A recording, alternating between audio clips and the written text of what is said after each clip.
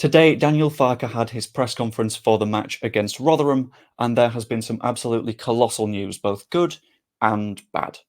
Now, for context for the people watching afterwards, I'm recording this live. You might see some comments popping up. If you want, just pop into my live streams, and odds are I will be recording one of these videos. So, we're going to dive into it. The Daniel Farke press conference, and we started off with a lot of very interesting team news. And I'm going to start with the good. Joe Gelhardt and Jamie Shackleton have returned to team training. That isn't the main bit of positive news, but it's something that I found very notable. It's something that you can look at and say, fantastic, very, very good to have that update, almost entirely because they're good squad players.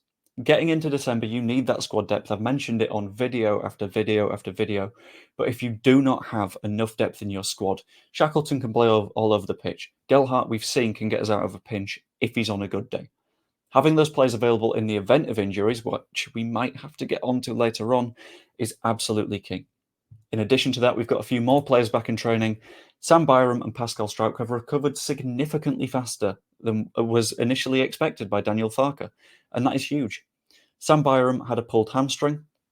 Pascal Struijk had an operation on a hernia, and the fact that they're both dealt with means that they're not going to be long-term injuries. We're going to have them back throughout December, and assuming that the light training is okay enough to not worsen the injuries, we can see them back in the first team. Maybe not this weekend, but afterwards. Going forwards, we could see significant improvements in their fitness.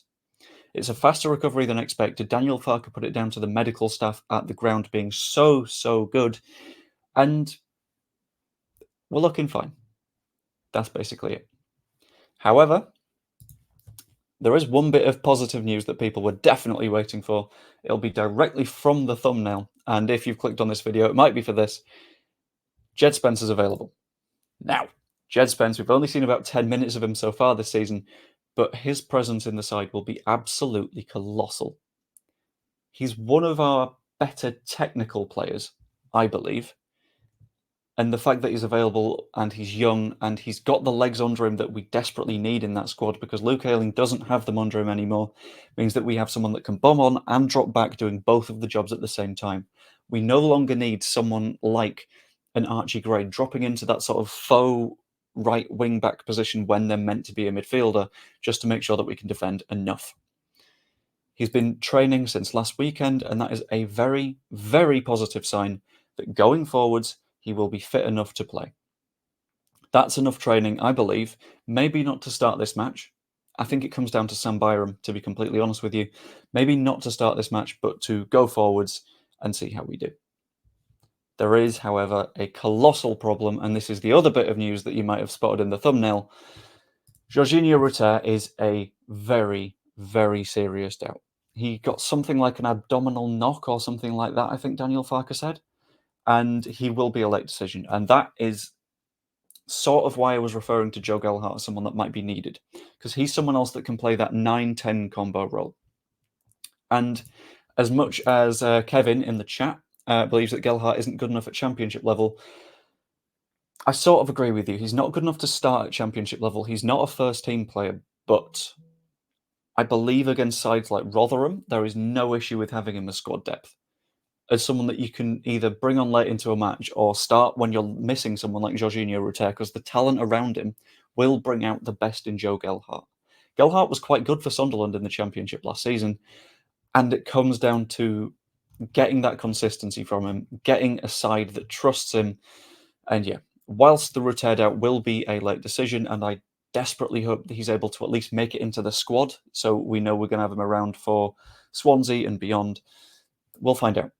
Last bit of team news from Daniel Farke was that he was very happy with Archie Gray's management of minutes in the England system. Archie Gray is someone that we desperately need to keep an eye on, because he's still just 17 years old. He might be one of our best players.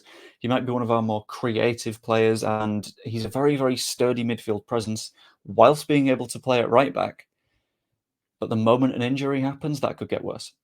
He got injured last season stubbing his toe and missed a significant chunk of the season because of it. It's not good. The fact that we're managing minutes, and it's not just us managing minutes, the fact that Spence is back means that he won't need to fill in at right back, and Kamara is on form means that we can sort of decide when we want to play him. We don't have to play him every single match. That full squad depth, as I've mentioned, is fundamental to Championship success. Daniel Farke didn't just talk about Leeds United, though. He also discussed Rotherham. And he said that going into the match, there's been a lot of, I think he called it theoretical prep work. Stuff that is talking about how Rotherham play and not being able to discuss it on a training pitch, rather discussing it over meetings and through videos and telling players what they'll need to do through that format. That's not the best. That's something that scares me a little bit because it's not something that any manager wants to do. They want to practically drill into players what need to happen. However, that's because some players will not be able to train before the match. Big problem, I think. Having those players is going to be obscenely important. Willy Gnonto, especially if Georginio Rutter is missing and we need to swing Somerville into the central attacking midfielder position, or Gnonto into there, or even if it's someone to come off the bench, Gnonto is a very talented footballer and we need him in the squad. The same applies for the Wales gang, as I've put it, because Ampadu is, I think, our most pivotal footballer on the football pitch at any given time because he just breaks up opposing attacks. Joe Rodon at centre-back has been a rock next to Pascal Struijk. If we're missing both of them at the same time, serious issues. Then we've got Dan James, one of the form wingers in the Championship at the moment. Having them all available is key. Having them training is also important, but I feel like we don't want to risk an injury with them at any point.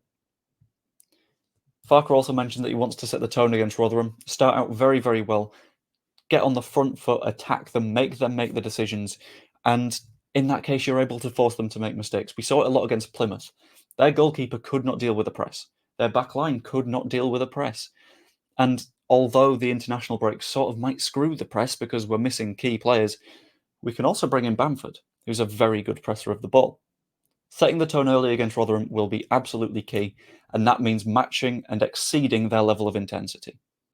Farke mentioned that they will be fighting with a knife between their teeth because every single point for a team like Rotherham matters as much as it does for us. Because they're desperately trying to not go down this season because Rotherham are that sort of main pivotal bouncing between club that is not consistently League One, is not consistently Championship. Barnsley have had a big knock recently in that they were knocked out of the FA Cup because of registration issues. A club like that, getting a knock like that means that they're going to miss out on some like FA Cup prize money and potentially suffer for it later in the season. That's how important those margins are for clubs that bounce between the leagues. We need to be aware of their set pieces because they're a massive threat. They're a lower level Championship club. Obviously, they're going to use set pieces. It's what happens. Set pieces to them are as important as liking and subscribing to this video for me. Much appreciated if you could do that. That felt cheesy. And in addition to that, we need to focus on very highly transitional football so they can't get that low block. Even if it means inviting them into an attack from time to time, or pressing obscenely high so we win the ball from them as often as possible. If we allow them to have a low block, we give ourselves more of a challenge to break through. That's where we get problems.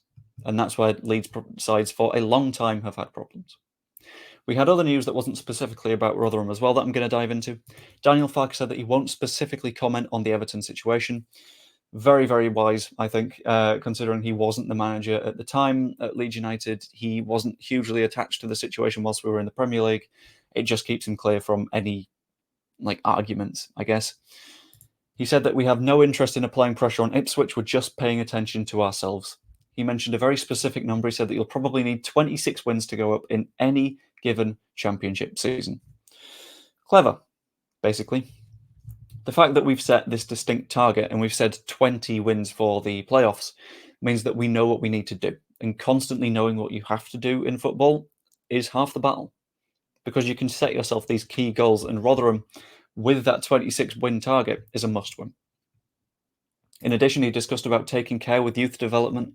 He mentioned how players like Archie that are so far ahead of the curve need to play, but you also need to balance minutes constantly. The likes of a Charlie Crew in the under-21s or under-18s will not necessarily benefit from senior football because that's not where they're at right now. And overexposing these players is as dangerous as not giving them any minutes at all.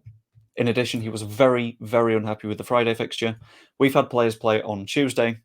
We are playing on Friday. It's not good. Basically, it means that we will be significantly armed by not having players training, by having players that are more tired than Rotherham's players, because they do not have many international duty footballers. Whether that's youth or senior, they've got neither. Problem for them. But ultimately, I want to know, rather than what Daniel Farke thinks, what you think. What do you think that the first team lineup will be? I'll do a video on that tomorrow. What do you think will happen against Rotherham? And ultimately, going forwards, what do you think is the future for Leeds United? Will 26 wins be enough? I think that is a very big question, and I want to know what you think. Join me later as well, because I've got a stream coming on Football Manager. I think I'm going to aim for something like 3:30, 4 o'clock-ish. We'll find out. But anyway, hope you enjoyed the video. I will see you later.